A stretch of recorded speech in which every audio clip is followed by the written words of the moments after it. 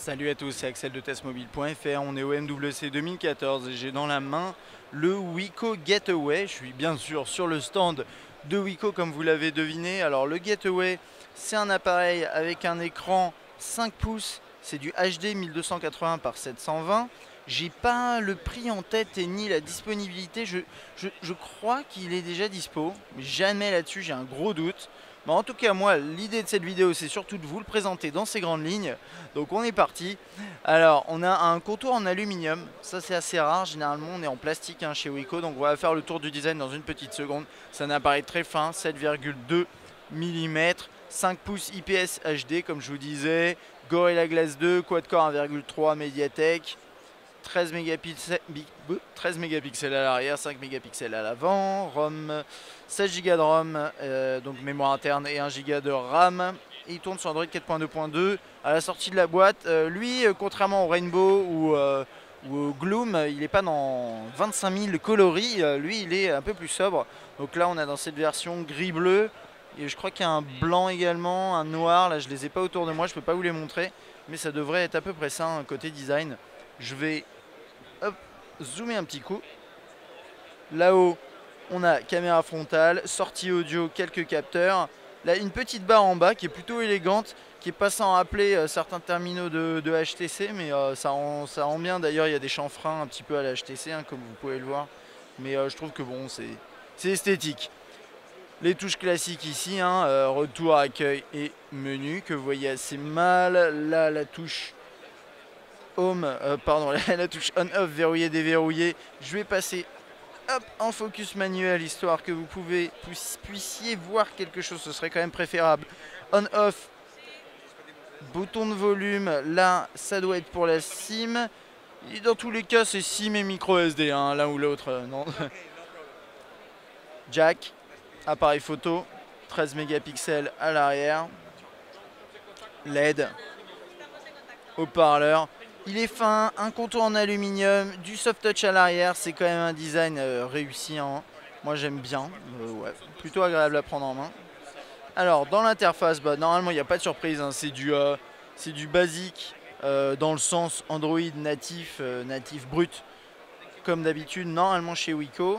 Voilà. Je reste appuyé, normalement j'ai le multitâche. On va passer dans le menu parce que l'accueil a été un peu vidé de ces différentes applications. Il y a le téléphone ici, hop, voilà, du grand classique ici, les contacts, affaires, l'agenda, qui se présente comme ça, bien entendu.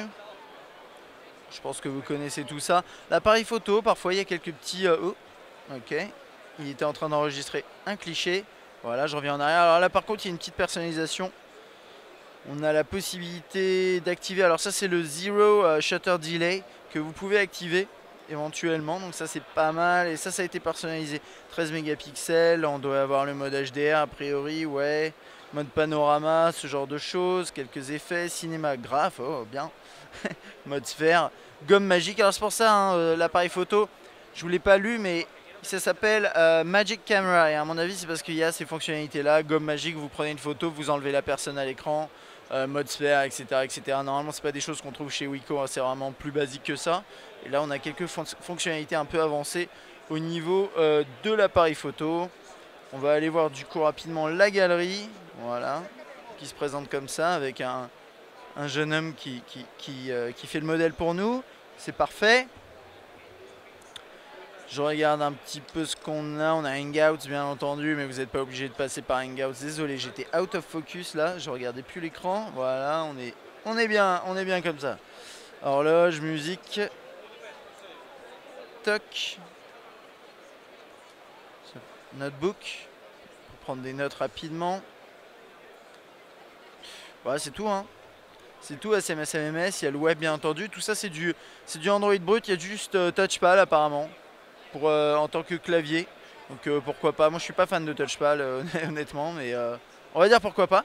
Donc ça c'était pour ma petite présentation du Getaway. Je sais pas encore quand est-ce qu'il sera disponible en France, et je sais pas encore à quel prix, et je sais surtout pas s'il est pas déjà disponible, donc ça c'est la grande question. N'hésitez pas à vous renseigner en regardant cette vidéo. En tout cas, c'est un appareil avec un très beau design, des spécifications plus que correctes. À mon avis, un prix décent, hein, généralement chez Wiko c'est toujours le cas.